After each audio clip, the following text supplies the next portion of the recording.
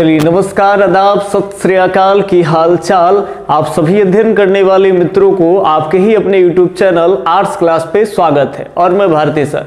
आज हम लोग बात करेंगे 12वीं कक्षा का जो इतिहास है उसके 10वीं चैप्टर के ऊपर में, और इस चैप्टर के प्रमुख वीडियो सीरीज जो है वो आपको इस चैनल के प्लेलिस्ट में मिल जाएंगे। आज फाइनली इस वीडियो सीरीज में अगर बात कर ले तो हम लोग संथाल विद्रोह के ऊपर में अभी बात करने वाले हैं। और संथाल विद्रोह आपको बता दें कि 12वीं कक्षा के 12th जो बोर्ड एग्जाम होते हैं उसमें बहुत ही ये महत्वपूर्ण है। तो आइए हम लोग फाइनली संथाल विद्रोह के ऊपर में जाने। इससे पहले हम आपको बता दें कि पिछले दिन हम लोग संथाल विद्रोह को लेकर के पृष्ठभूमि तैयार कर रहा है एनसीईआरटी, और संथाली राजमहल की पहाड़ी में आता कैसे है ये पूरा कॉन्सेप्ट पढ़ना था। तो इसको लेकर के बहुत सारे चीजों पर हम लोग चर्चा कर दिए थे, और वही चर्चा हम लोग कर रहे थे राजमहल की पहाड़ी में संथाली लोग आए कैसे। तो थोड़ा सा वॉइस का जो प्रॉब्लम था ना उसके वजह से वीडियो काट दिए गए थे। तो आज हम आपको यही से पढ़ा करके और फिर संथाल विद्रोह के ऊपर में आएंगे। तो हम लोग का ये टॉपिक्स था, इसको भी समझते चलेंगे। तो अभी जो संथाल विद्रोह समझेंगे तो आपका थोड़ा सा समझ बढ़िया हो जाए, इसीलिए इसको समझना जरूरी है। हम बात कर रहे थे कि राजमहल की पहाड़ी जो था बहुत दूर तक ला, एकदम लंबी चौड़ी पहाड़ियां। तो इस पहाड़ी में पहले पहाड़ी लोग रहते थे, लेकिन देखे थे कि किस तरह से कपास की खेती करते हुए, खेत की जुताई करते हुए राजमहल की पहाड़ी में एक जनजाति एंट्री ले चुका था, और उस जनजाति का नाम था संथाली। और इसी के बारे में पढ़ेंगे। बुकानन के विवरण पिछले वीडियो सीरीज में बताए थे कि बुकानन ने किस तरह से लिखे कि जो पथरीली उबड़ खाबड़ भाग था गंजूरिया पहाड़ी से जब वो बुकानन गए थे तो बहुत सारी बात को लिखे थे। जो बच्चे नए हैं वो पुराना वीडियो सीरीज देख लीजिएगा हमारे प्लेलिस्ट में जाकर के, तो वहां आपको समझ डेवलप हो जाएगा। अभी देखेंगे संथाली राजमहल की पहाड़ी में कैसे आते हैं। तो कहते हैं कि संथालियों की अगर बात कर ले तो ये 1780 के दशक के आसपास ही ये संथाली बंगाल में प्रवेश कर जाते हैं। अब यहां आपको समझना है कि बंगाल की अगर बात कर ले, पूरा बांग्लादेश, पश्चिम बंगाल, ये अपना बिहार, ओडिशा सब शामिल है। और ये बंगाल की बात कर ले, बंगाल में एक ये झारखंड आता है, और झारखंड में ही राजमहल की पहाड़ियां हैं। लेकिन ये पहाड़ी में आने से पहले याद रखेंगे कि बंगाल में एंट्री ले चुका होता है कौन, तो ये संथाली लोग। और बंगाल में कब आता है ये संथाली लोग, तो यहां आपको समझना है कि ये 1780 के दशक में ही आ जाते हैं। लेकिन बंगाल में आते हैं 1780 के दशक में, राजमहल की पहाड़ी में नहीं आते हैं। अब ये राजमहल की पहाड़ी में संथाली कैसे आता है इसको समझेंगे। कहते हैं कि बंगाल में जैसे ही एंट्री लिए थे तो बंगाल में इन संथाली लोगों का जो है वो भाड़े पर काम करवाते थे जमींदार लोग। काहे भाई, जमींदार लोग को इस दौरान नई नई जमीनें चाहिए थी। तो जैसे मान लेते हैं कि इतना दूर तक मान लेते हैं कि ये गांव है, और इधर गांव का इधर जो इलाका है खेती बाड़ी करने के लिए, और मान लेते हैं कि खेती बाड़ी का आगे का कुछ भाग होता है जिसको हम लोग खंदा कहते हैं, ये बधार कहते हैं। अभी कुछ इलाका मान लेते हैं कि ये जंगल से पूरा ढका हुआ है, इधर गांव के लोग हैं, गांव के लोग इधर खेती बाड़ी कराते हैं, और इधर इलाका जंगल उंगल पेड़ पौधे वनस्पतियों से ढके एरिया होता था। लेकिन अब धीरे धीरे जमींदार को भी लोभ बढ़ते जा रहा था, और जमींदार नए जो भूमि थे उसको तैयार कराना चाहता था। तो ये नए भूमि तैयार कराएगा तो इस जंगलों को काटना पड़ेगा। तो इस जंगलों को काटने के लिए गांव के जो वासी होते थे, खेतीहर समुदाय के जो लोग होते थे, रैयत लोग, ये इनको काटना नहीं चाहते थे, ये जुते हुए खेत पे ही काम करना चाहते हैं। चूंकि गांव के किसान लोग हार्डवर्क नहीं करते थे, लेकिन वही जमींदार देखे जनजातियों को कि जनजाति क्या करता है कि ये जंगलों को काटने में टाइम नहीं लगाता है, तुरंत जंगलों की सफाई बहुत अच्छी से कर लेता है। तो जमींदार लोग क्या किए थे कि अपने नई भूमि तैयार कराने के लिए संथाली लोग जब बंगाल में आते हैं तो संथाली लोगों को बुला बुला कर करके, और वो लोग क्या करते हैं कि जंगल झाड़ काट करके इसको कृषि योग्य बना कर करके और इनको कृषि करने के लिए भाड़े पर देते थे।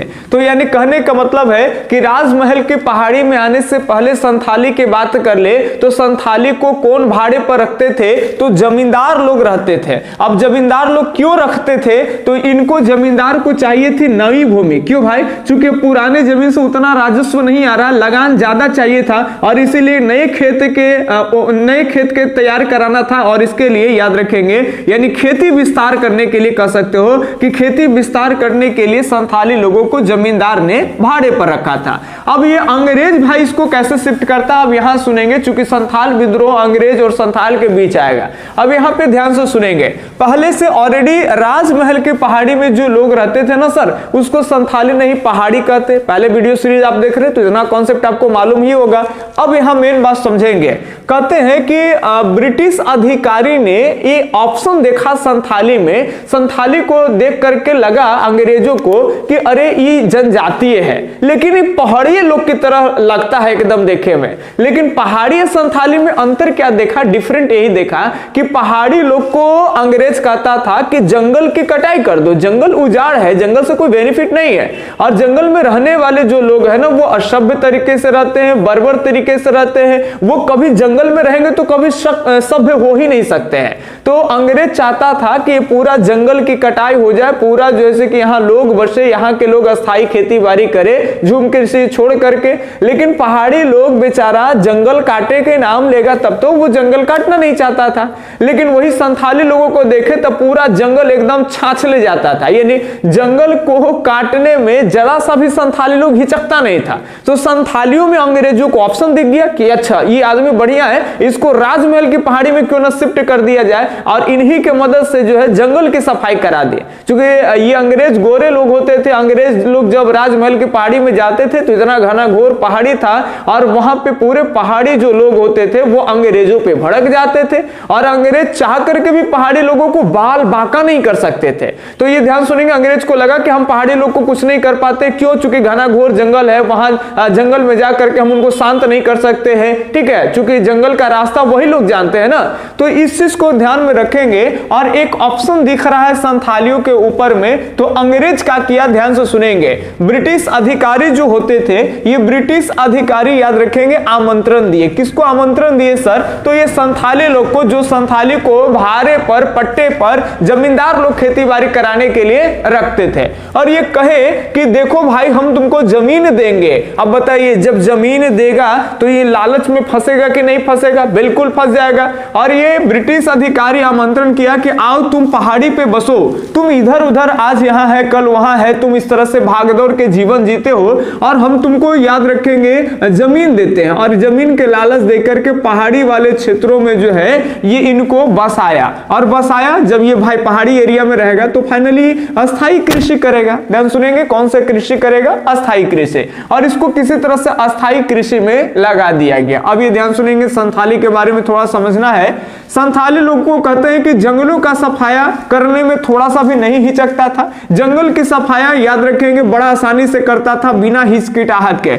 उनको जंगल से कोई उतना नहीं लगता था कि जंगल है इसमें हमको जंगली जानवर को मारना है, शिकार करना है, जंगल में झोपड़ी बना के रहना है, वो लोग उस पर नहीं थे। वो लोग कहते खेती बाड़ी करेंगे कल कहीं कमा लेंगे, आज यहाँ खेती करने के लिए मिलेगा यहाँ कर लेंगे, कहीं दूसरे जगह मिलेगा तो दूसरे जगह रहे, और बहुत हार्डवर्क करते थे। और इसीलिए खास करके राजमहल के पहाड़ी के किनारे किनारे अंग्रेजों ने इसे शिफ्ट किया था। कैसे शिफ्ट किया था आप देख पा रहे हैं। अब देखिए इसमें अंतर क्या है ना सर, कि ये लोग हल का भी प्रयोग करते थे, और जब हल का प्रयोग करेंगे, गहरी जुताई करेंगे, परमानेंट खेती करेंगे तो ये क्या हो जाएंगे, अस्थाई हो जाएंगे। तो ये ध्यान में रखेंगे।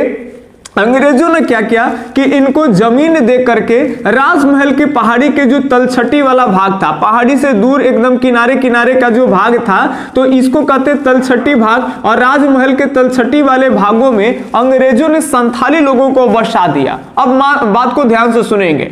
कहते हैं कि इनकी जैसे जैसे जमीनें मिल गई, जैसे जैसे इनको शिफ्ट कर दिया गया, तो धीरे धीरे कहते हैं कि अब इनके बस्तियां भी बढ़ने लगे थे। यानी जो संथाली लोग जो कुछ हिस्सों में पहले बंगाल के हिस्सों में आए थे कुछ संख्या में, अब ये धीरे धीरे इनकी संख्या बहुत तेजी से बढ़ रही है, और बड़ी संख्या में जब इनको राजमहल के पहाड़ी के किनारे किनारे शिफ्ट कर दिया गया, इनको जमीनें वगैरह दे दी गई और यहाँ रह रहे थे। और इस दौरान कहते हैं एक बात ध्यान में रखेंगे, 1832 ये डेट का नाम ध्यान में रखेंगे। 1832 ये वो डेट है कि अंग्रेज क्या कर रहा है कि इनके जमीन याद रखेंगे, पहले तो इनको बड़े बड़े इलाका में बसाया, और इस इलाका का नाम याद रखेंगे, ये बहुत इंपॉर्टेंट इंपॉर्टेंट है, इसको कहते हैं दामिन ई कोह। ध्यान सुनेंगे, संथालों को जिस इलाका में, जिस क्षेत्र में बसाया गया, उस क्षेत्र, उस इलाका को ही कहते हैं दामिन ई कोह। बढ़िया से बारीकी से समझिए, कई बार प्रश्न भी आएंगे कि संथालियों के क्षेत्र को क्या कहा जाता था, तो दामिन ई कोह। और इसमें क्या किया गया कि इनको एक जगह पे इनको शिफ्ट करके और यहाँ क्या किया गया कि इनको क्या किया गया ना कि भूमि का भी सीमांकन कर दिया गया। जैसे अगर मान लेते हैं ये बड़ा सा प्लॉट है, तो एक आदमी को कितना जमीन देगा, ये सीमांकन कर दिया गया। यानी खंबा उम्बा पूरा गार करके चलिए यहाँ से यहाँ तक इनका जमीन हुआ, यहाँ से यहाँ, यानी इसको कहते हैं सीमांकन। यानी सबके भूमि के सीमा क्या कर देना है, तय। तो ये अंग्रेजों ने 1832 ईस्वी में करवाया था। और 1832 में जब सबों को एक दामिन ई कोह की स्थापना करके, यानी एक इलाका, बड़ा क्षेत्र, वहां सबको जमीन दे दिया, इसके बाद से क्या होगी कि इन संथालियों की बस्तियां जो है ना वो और तेजी से बढ़नी शुरू हो गई। कहते हैं कि जमीनों को सीमांकन करा करके, और ये दामिन ई कोह का जो इलाका है वो याद रखेंगे संथालों की भूमि जो है अंग्रेज घोषित कर देता है। और घोषित कर देता है यहाँ संथाल रहेगा, अपना हल उल से प्रयोग करके खेती बाड़ी करेगा, यानी अब अस्थाई जीवन जिएगा। यहाँ ध्यान से सुनेंगे, ये अंग्रेज क्या किया, इनको दामिन ई कोह इलाका तय किया, जहां पे सभी लोगों, जितने संथाली थे उनके सीमांकन तय कर दिया कि फलाना संथाली आदमी का इतना जमीन यहां से यहां तक रहेगा, इतना खेती बाड़ी करने के लिए उनको दिया गया है, इतना रहने के लिए, सबके सीमांकन कर दी गई। और पूरे घोषित हो गया ईस्ट इंडिया कंपनी में ही कि ये जो एरिया है दामिन ई कोह का, ये संथालियों का इलाका है। ठीक है, अब यहाँ पे वो लोग संथाली रहेंगे, हल चलाएंगे और खेती बाड़ी करेंगे। लेकिन इस दौरान कहते हैं कि अंग्रेज ने एक शर्त लादा। देखो, डायरेक्ट अंग्रेज शर्त नहीं ला देगा, धीरे धीरे इसको पहले अपने काबू में लाएगा।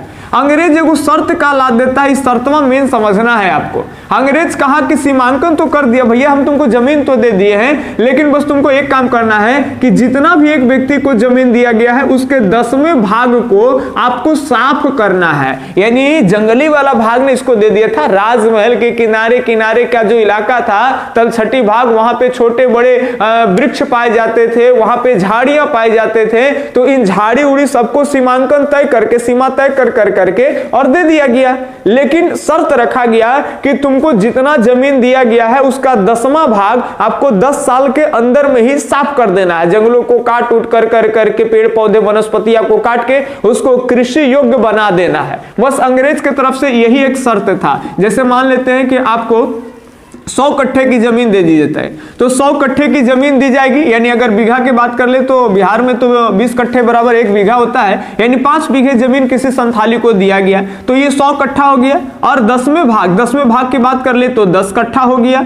तो यानी 10 साल के अंदर में आपको 10 कट्ठा साफ करके इसको खेती योग्य बनाना है, कृषि योग्य बनाना है। तो अंग्रेज की बस यही शर्त रह गई थी। अब यहां मसला समझिएगा, कहते हैं कि दामिन ई कोह जो था, जो अंग्रेजों की बस्तियां थी, इसका सीमांकन हो गया था। इसके बाद से अंग्रेजों की बहुत तेजी से बस्तियां बढ़नी शुरू हो गई। अब इतना से आप समझ सकते हैं, कुछ प्रमुख डेटा एनसीईआरटी में दिया हुआ है, उसको समझिएगा।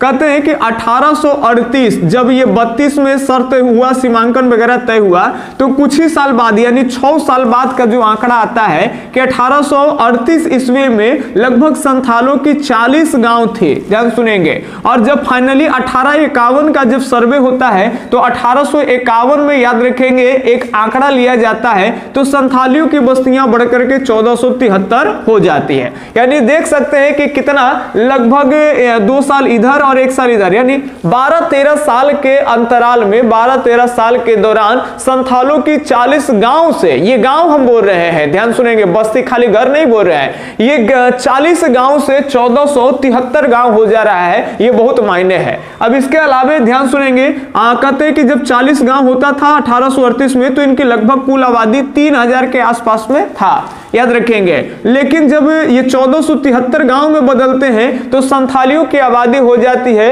82,000। याद रखेंगे कितना हजार? 82,000। आप समझ सकते हैं कि 12 से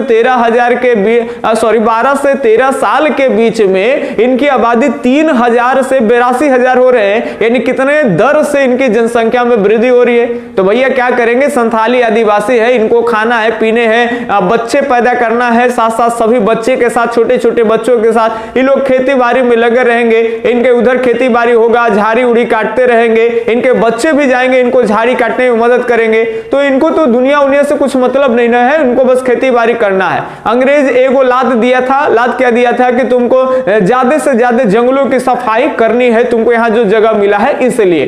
तो फाइनली इनमें कहते हैं कि बहुत तेजी से इनकी आबादी बढ़ती चली जा रही थी और कहते हैं कि जैसे जैसे जंगलों की सफाई, अब भैया इतना गांव आ रहा है, आबादी 3000 से 82,000 हो गया, तो जिस रेट से आबादी इनकी बढ़ेगी उसी रेट से बताइए, उसी हिसाब से आप एक इमेजिन कर सकते हो कि राजमहल की पहाड़ी के किनारे किनारे वाले भाग उसी रफ्तार से बताइए साफ भी होते चला जाएगा। तो ये जो घना घोर जंगल है अब ये धीरे धीरे धीरे धीरे दूर तक दिखने लगेगा, क्योंकि जो घना घोर जो वनस्पतियां पेड़ पौधे सब होते थे अब उनकी कटाई छटाई बढ़ जाएगी, क्योंकि कहां 3000 आदमी से भी पहले कम होता था, फिर 3000 आया और फिर 82,000 आ गया। और यही देखेंगे कि जब 1855-56 में जब लड़ाई होगा, विद्रोह होगा, उस समय में इनकी आबादी और बढ़ गए। अब 4 साल होगा तो इनकी आबादी तो 82,000 के हिसाब से ना बढ़ जाएगी। और तो लगभग आप कह सकते हो 1 लाख के आसपास में संथालियों की संख्या विद्रोह के टाइम में हो जाएगी। ध्यान सुनेंगे, यानी ये कम भी नहीं है। चलिए अब यहां पे आपको समझेंगे,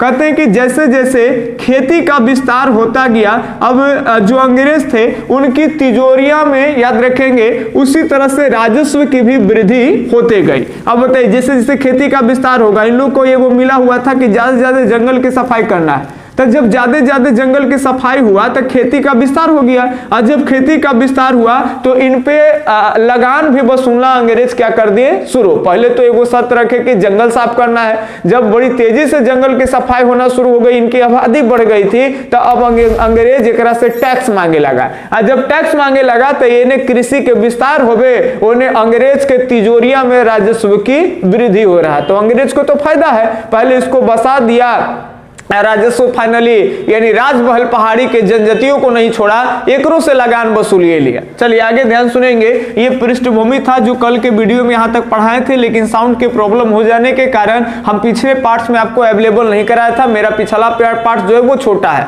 अब ध्यान से सुनेंगे। अब फाइनली हम लोग बढ़ रहे हैं विद्रोह के पृष्ठभूमि को लेकर के, और बड़ा से सुनेंगे, अभी पृष्ठभूमि भी होगा और विद्रोह भी होगा। कहते हैं कि इधर तो भैया राजमहल के पहाड़ी के किनारे किनारे संथालियों के जीवन तो मजे मजे में थे, क्योंकि उनको फ्री में जमीनें मिल गई थी, जहां वो खानाबदोश जीवन पहले जीते थे। खानाबदोश का मतलब एक जगह से दूसरे जगह, तो इधर उधर घुमक्कड़ की तरह जो है जीवन बिताते थे। अब एक जगह उनको रहने के लिए मिल गया है, अस्थायी रूप से खेती बाड़ी करते हैं। तो इस दौरान संथाली लोगों के जीवन एकदम मजे मजे एकदम मौज में कट रही है। लेकिन क्या आपको मालूम है कि पिछले वीडियो सीरीज से देख रहे हैं तो यहाँ एक और भी लोग रहता है, उसको कहते हैं पहाड़ी लोग। और बेचारे पहाड़ी लोग का जो जीवन है सर वो खराब हो रहा है। क्यों? क्योंकि ये इसी के तरह दिखने वाला गोती आ गया, इसी के तरह हरकत करने वाला जनजाति संथाली। तो बेचारे पहाड़ी लोग क्या हो गए, राजमहल के पहाड़ी के अंदर चले गए और राजमहल के किनारे किनारे तलछटी वाले भागों में संथाली लोगों का अड्डा हो गया। अब यहीं पे बात को ध्यान से सुनेंगे। कहते हैं कि उसी में बसे जो पहाड़ी लोग थे, ये पहाड़ी लोगों के जीवन पे बुरा असर पड़ता है। याद रखेंगे, पहाड़ी लोगों के जीवन पे बुरा असर या बुरा प्रभाव पड़ता है। अब पहाड़ी जो लोग होते थे वो राजमहल के पहाड़ी में धीरे धीरे भीतर चल गए थे, कि चूंकि तलछटी वाले भागों में संथाली लोगों की संख्या बढ़ रही थी। इसके अलावा कहते हैं कि इन बेचारे पहाड़ी लोगों को दिक्कत क्या हो रहा है कि इनको खेती बाड़ी करने के लिए उपजाऊ जमीनों की कमी हो गई थी। कहोगे कि उपजाऊ जमीनों की कमी कैसे हो गई सर? मान लेते हैं सर ये पहाड़ी वाला भाग है, पहाड़ी के ये किनारे किनारे तलछटी इलाका है, तो ये क्या करते थे, पहाड़ी लोग इधर से निकलते थे और इधर पे क्या करते थे, लोग झाड़ी उड़ी को काट कर करके ऐसे ही कुदाल के प्रयोग करते थे ना, तो कुदाल के प्रयोग से ये खुरुच कर करके हल्का सा मिट्टी को, और फाइनली यहाँ खेती ये करते थे। लेकिन क्या हुआ कि इधर के इलाका में संथाली आ गए, तो ये इलाका संथालियों के अंडर में आ गया, तो फाइनली बेचारे जंगल में चले गए। और ये लोग पहले के पहाड़ी लोग जो जंगल में रहते थे वो तो झूम कृषि करते थे, तो झूम कृषि में आप समझते ही होंगे कि इसमें स्थान बदल बदल के कृषि कार्य किए जाते हैं। तो इनको नए नए जमीनें चाहिए थी, एक ही खेती पे हमेशा ये लोग खेती नहीं करते थे, तो बेचारे के लिए नए नए जो जमीन इनको चाहिए था, ये जमीन नहीं मिल रहा था। कहिए क्यों नहीं मिल रहा था? तो सिंपल बात है, क्योंकि याद रखेंगे संथालों के हाथों में ये जमीन चला गया था। ठीक है, आप समझ रहे हैं। इसके अलावा बेचारे संथालों के पास में और समस्या हो गई कि जो पहाड़ियों के पास में जो पहाड़ी शिकार करने वाले थे, अब उनका क्षेत्र धीरे धीरे सिमटते जा रहा, वो पहाड़ी के अंदर ही है, तो बाहर में निकल के जो भी लोग शिकार करते थे, ये सारा क्षेत्र संथाली लोगों के अंदर में आ गया। तो पहाड़ी लोगों को जीवन पे क्या असर पड़ रहा है, देख ही सकते हैं कि इनको उपजाऊ खेती करने के लिए नए नए उपजाऊ जमीन का अभाव हो गया, साथ साथ इनको शिकार में भी समस्या आने लगा। जबकि संथालों लोगों की बात अभी हम कर लिए थे कि इनका जीवन बहुत अच्छा हो गया था जी, ये पहले खानाबदोश जीवन जीते थे, लेकिन अब ये कैसा जीवन जी रहे हैं? कृषि कर रहे हैं, अस्थाई जीवन जी रहे हैं। अब यहाँ एक मेन पॉइंट्स जो एकदम बढ़िया से समझना है, कहते हैं कि संथाली लोग इस तरह से खेती खाली नहीं कर रहे हैं। अब थोड़ा सा आप समझिएगा, अब संथाली लोग क्या कर रहे हैं कि बाहर के जैसा डिमांड है, क्योंकि अंग्रेज इनसे लगान वसूलने आते थे, ये जमींदार भी इनको ले जाकर के अपने यहाँ इलाका में काम करवाते थे, झाड़ी उड़ी जंगलों की कटाई करवाते, तो ये बाहर के लोगों से नाता रखते थे। लेकिन पहाड़ी वाले लोग बाहर के लोगों से नाता नहीं रखते थे। सर बात ना, बाहर के लोग को तो धमकाते थे कि अरे तुम हमको लगान दे देना। लेकिन इस संथाली लोगों के बारे में थोड़ी सी बात सुनेंगे कि ये बाजारों के लिए संथाली लोग क्या किया कि वाणिज्य फसलों का उत्पादन करना शुरू कर दिया। जो बाहर के बाजारों में जो ज्यादा पैसे देते थे, उसी तरह के फसलों का उत्पादन जो है वो संथाली लोगों के द्वारा किया गया, यानी जिसको कहते हैं वाणिज्य फसलें। तो वाणिज्य फसलें का उत्पादन करता था।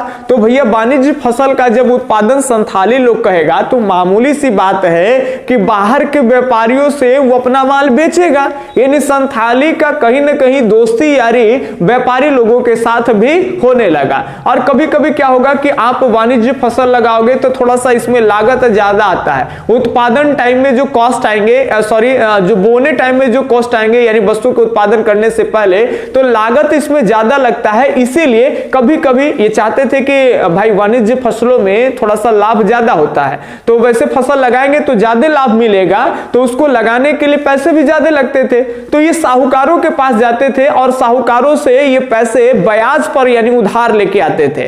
तो साहूकार कहता था हम भैया इंटरेस्ट लेंगे, ब्याज लेंगे, और इनको राशि दे देते थे, और ये लोग फसल बाहर के व्यापारियों से बेचते थे और साहूकारों को इंटरेस्ट वगैरह चुकाते थे।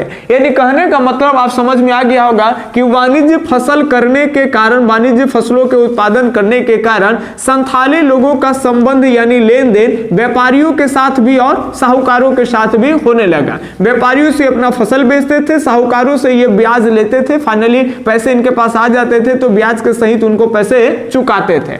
अब ये कहते हैं फाइनली अब हम लोग आते हैं संथाल विद्रोह के ऊपर में। अब इतना तो समझ में आ गया कि संथालों के जीवन मौज में थी, मजे मजे थे, खेती बाड़ी करता था बेचारा, पहले खानाबदोश जीवन जीता था, लेकिन अंग्रेज यहाँ इसको शिफ्ट किया और शिफ्ट करने के बाद इनके जीवन अच्छे हो गए, क्योंकि परमानेंट अस्थायी जीवन जीना शुरू कर दिए। ये वाणिज्य फसलों का उत्पादन करते थे और व्यापारी और साहूकारों से भी इनका लेन देन नाता बड़ा अच्छा से चलता था। लेकिन इन दौरान इनको प्रॉब्लम हो गया। जब तक प्रॉब्लम नहीं होगा तब तक विद्रोह क्यों करेंगे? सिंपल बात है ना। तो प्रॉब्लम कैसे होगा ये ध्यान में आप रखेंगे। कहते हैं कि धीरे धीरे जल्द ही इनको समझ में आना शुरू हो गया था इन संथाली लोगों को कि भूमि हमारे हाथों से निकलने लगी। अब कहोगे कि जमीन कैसे निकल आई, आखिर इनका जमीन कौन लेगा? तो लेगा ना सर, कैसे लेगा? देखा, ध्यान सुनेंगे। जो साहूकार से ये वाणिज्य फसल के उत्पादन करने के लिए अधिक ब्याज पे ये क्या करते थे? पैसे लेते थे। तो ये साहूकार अब धीरे धीरे क्या करना शुरू कर दिया, जितना पहले के टाइम, जितना पहले उसको ब्याज दर पे पैसे देते थे, तो वो ब्याज की दर को बढ़ा दिया। साहूकार क्या कर लिया? ब्याज की दर को बढ़ा दिया।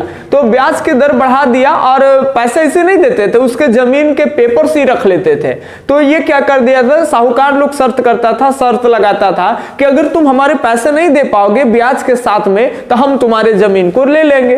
तो ये जिस जमीन को अपने हाथों से मेहनतों से काट छांट करके जो पहाड़ी वाला भागों में जो जंगली भाग था, जो झाड़ियों वाला भाग था, उसको काट करके कृषि योग्य भूमि में अथरीवली पथरीवी उबर खबर भागों को ये कृषि योग्य बनाया था। अब वही जमीन कहीं ना कहीं साहूकारों को कर्ज नहीं देता था, तो नहीं देने में वो क्या हो जाता था, वही जमीन उसके हाथों से चली जाती थी। दूसरी बात कहते हैं कि इस दौरान धीरे धीरे जैसे जैसे खेती बाड़ी का जब विस्तार ज्यादा हो गया, तो अंग्रेज, आप सब जानवे करते हैं, रैयत बाड़ी से पढ़े धीरे धीरे, तो एक समझ डेवलप होना चाहिए कि अंग्रेज धीरे धीरे समय के हिसाब से जो लगान की राशि यानी राजस्व होता था, वो राजस्व दर में वृद्धि करते चला गया। तो कहीं ना कहीं संथाली बीच बीच में फंस गए। एक तो जिस साहूकार से पैसे लेकर के वाणिज्य फसल लगाते थे तो उनसे बेनिफिट होता था, लेकिन साहूकार ब्याज की दर इतना बढ़ा दिया कि फाइनली कर्ज में ही रह जाते थे। अंग्रेज दूसरी तरफ लगान भी बहुत ज्यादा कर दिया है, और इसीलिए कई संथाली लोगों के पास ऐसा देखा गया कि संथाली लोग ब्याज नहीं देने के कारण, लगान कंपनी में नहीं देने के कारण उनकी जमीनें उनके ही हाथ से चली जा रही थी। तो ये कहते हैं कि 1850, ज्यादा नहीं, 1850 के दशक आते आते कहीं ना कहीं संथाली लोग ये महसूस करने लगे कि हमारे साथ ये गलत हो रहा है। तो फिर इनके मन में एक बात आती है। वो बात क्या है? इनके मन में एक बात आती है कि एक आदर्श संसार का निर्माण करना होगा। आपको लग रहा है कि आदर्श संसार कैसा है? तो उनके लिए आदर्श संसार का मतलब समझ जाइए कि जिस जगह पे, जिस एरिया में ना तो कोई जमींदार हो, ना तो कोई औपनिवेशिक राज्य हो, समझ रहे बात ना, और ना ही कोई साहूकार हो, यानी अपनी जमीन अपनी मर्जी। तो ये इनके माइंड में आ गया कि हमको एक आदर्श संसार का निर्माण करना है। हमको कोई जमींदार साहूकार और अंग्रेज जो औपनिवेशिक राज्य होते थे ना, उनसे कोई माने मतलब नहीं। अपनी जमीन होगी, अपनी खेती बाड़ी करेंगे। यानी स्वतंत्रता की लहर कम से कम इनको आ गया कि हम अपना इलाका क्या कर लेंगे, स्वतंत्र कर लेंगे। तो कहीं ना कहीं आदर्श संसार का निर्माण करने का जो बात है वो 1850 के दशक आते आते सर इनके जहन में ये बातें उतर गई थी। ठीक है, अब यहां ध्यान सुनेंगे, एक बात अब याद रखेंगे। धीरे धीरे कंपनी और जो ये है संथाली लोग, उनके भावना जो है वो कहीं ना कहीं उसके विरोध होने शुरू हो गए, और फाइनली यही सब रीजन जो है, इस तरह से साहूकार ब्याज बढ़ा देना, कंपनी का लगान बढ़ना, ये सब रीजन के कारण 1855-56 के दौरान में एक विद्रोह होता है, संथाली लोग करेंगे, और इस विद्रोह को कहते हैं संथाली विद्रोह। अब यहां आपको बहुत बढ़िया से समझना है कि संथाली विद्रोह में जितने भी संथाली थे, उन संथाली आदिवासियों का नेतृत्व करने में दो प्रमुख नेता के रूप में ध्यान से सुनेंगे। एक का नाम है सिद्धू और दूसरा का नाम है कान्हू। तो ये संथालियों के तरफ से नेतृत्व करता है। ध्यान में रखेंगे प्रमुख व्यक्ति जो अंग्रेजों के दांत उस समय याद रखेंगे इतना बढ़िया से लड़े कि अंग्रेजों के दांत एकदम खट्टे कर दिए। समझ रहे बात ना, यानी बहुत बाखूबी से ये अंग्रेजों से ये लोहा लेने का काम किए हैं। इन दोनों भाइयों का नाम याद रखेंगे आप, बहुत एग्जाम में बहुत इंपॉर्टेंट हो जाएगा। सिद्धू कान्हू आपसे पूछेगा संथाल विद्रोह के नेता कौन थे, तो याद रखेंगे सिद्धू कान्हू। दोनों भाई हैं, सिद्धू मांझी और कान्हू मांझी। तो याद रहेगा सिद्धू मांझी और कान्हू मांझी। संथाल विद्रोह से संबंधित है सिद्धू मांझी और कान्हू मांझी। चलिए ये ध्यान सुनेंगे। अब यहां पे क्या हो गया, 1855-56 ये वो दौर था कि भयंकर लड़ाइयां हुआ। आपके एनसीईआरटी के बुक्स में एक पिक्चर छपा हुआ है जो सबसे पहले, हालांकि 3 पिक्चर से इसकी चर्चाएं हम लोग करेंगे। अब ये पिक्चर्स जो है याद रखेंगे 23 फरवरी 1856 में इंग्लैंड में छपती है। अब ये पहला पिक्चर है, शायद आपको दिख पा रहा होगा, नहीं तो हम यहाँ पिक्चर लगा देते हैं। अब इस पिक्चर जो यहाँ पिक्चर लगा हुआ है, इसको थोड़ा सा आप गौर से देखेंगे। इस पिक्चर में आदिवासी लोग हैं जो तीर चला रहे हैं, और आदिवासी लोगों को आप बढ़िया से देखिए तो इन लोग ढंग से पूरे बढ़िया से कपड़े भी नहीं पहने हुए सर। ये केवल नीचे आदिवासी है, जनजाति है, धूपा में खेत खलियान में काम करता है, बस नीचे से खाली पैंट उल्ट बेचारा कच्छा जैसा पहने हुए है, और पूरा जैसे कि तीर कमान लेके लड़ रहे हैं। क्योंकि संथाली लोगों के पास में अंग्रेजों के विरुद्ध लड़ने के लिए अच्छे खासे बंदूक वगैरह तो है नहीं, लेकिन अंग्रेज तो लेकर के आएगा। अरे भारत में भैया तो पहली बार बाबर लेके आ गया 1826 में पानीपत के लड़ाई में, ठीक है ना। तो सॉरी 1800 बोले 1526 में। तो अभी दौर क्या चल रहा है, तो अभी 1856 चल रहा है, 55-56। तो ये इस समय में तोप भी होंगे, बारूद होंगे, गोले उले सब, लेकिन ये सारे आधुनिक हथियार किसके पास होंगे, अंग्रेजों के पास होंगे। और संथाली के पास तो वही जंगली वाले भागों में तीर होंगे, तब हंसुआ निकालेगा। अब बेचारा ये इन्हें से कहेगा एकदम मारेंगे, दौड़ के मारेंगे, और वो दूरे से ही क्या कर देगा, अंग्रेज फायर कर देगा, ठीक है। अब राजमहल की पहाड़ी वैसी घना घोर पहाड़ी नहीं रही कि आप इन्हें से लुका लुका तीर मारिएगा। अब ये संथाली लोगों के द्वारा ही ये राजमहल की तलछटियों को एकदम साफ कर दिया गया। जब जंगल कट गए तो अंग्रेज, देखिए अंग्रेज बहुत कम संख्या में पहाड़ी लोग थे, तो बहुत कम पहाड़ी लोग अंग्रेज को जीतने नहीं देता था। इसके पीछे के रीजन जा रहे हैं, पहाड़ी घना घोर था, लेकिन संथाली लोग लाखों की संख्या में होकर के हार जाएगा। इसके पीछे के रीजन जा रहे हैं, ये पहाड़ी वाला तलछटी वाला भाग दूर दूर तक साफ हो गया है, दूर दूर तक। अब दूरे से है तो गोली मार देगा, ओकरा फायर कर देगा। फाइनली कहते हैं कि फिर भी ये लोग आगे आए, और थोड़ी सी दिक्कत है कि जब संथाली उस समय में आगे आ रहे थे 1855-56 के दौरान में अंग्रेजों के खिलाफ लड़ रहे थे, उसी समय भारत के जितने भी कोई लोग वीर है, तो कोई यू हो, तो कोई महिला में तक झांसी की रानी लक्ष्मीबाई थे, तो कहूँ वीर कुंवर सिंह थे। आखिर हमें यही लगता है कि वाकई में अगर आपके अंदर में इतनी भी देशभक्ति थी, आप देश के लिए कुछ करके गुजर गए, चाहे कुछ भी अगर होता, तो इन संथालियों को उस टाइम में आपको सपोर्ट करना था।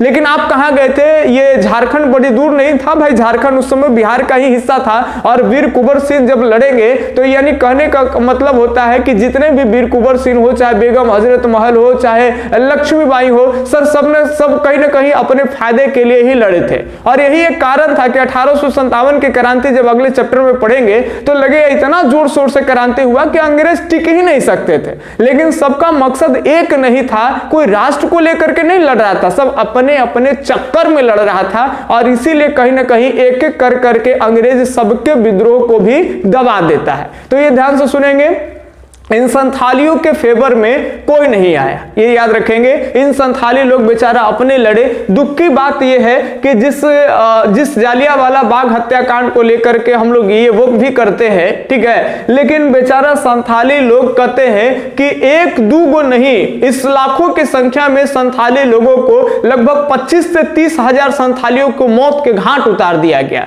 अंग्रेजों ने बंदूकों से एकदम गोला बारूद प्रयोग कर करके और 30,000 से ज्यादा संथालियों को मार दिया। अगर कहीं ना कहीं सर देखे तो जालियांवाला बाग से अगर कंपेयर करेंगे तो जालियांवाला बाग हत्याकांड इन संथाली विद्रोह के आगे बहुत छोटा पड़ जाएगा, सिमट जाएगा, ठीक है। लेकिन इनको कहीं ना कहीं ज्यादा लाइट में नहीं लाया जाता है, ठीक है। लेकिन जब जो जालियांवाला बाग है उसको तो 10वां में पढ़ाया जाता है, 12वां में भी बड़ा जोर शोर से पढ़ना है। चलिए ये ध्यान में रखेंगे, खैर अलग चीजें हैं, अब तो समय बीत गया तो हम लोग क्या कर सकते हैं, ठीक है। चलिए ध्यान में रखेंगे।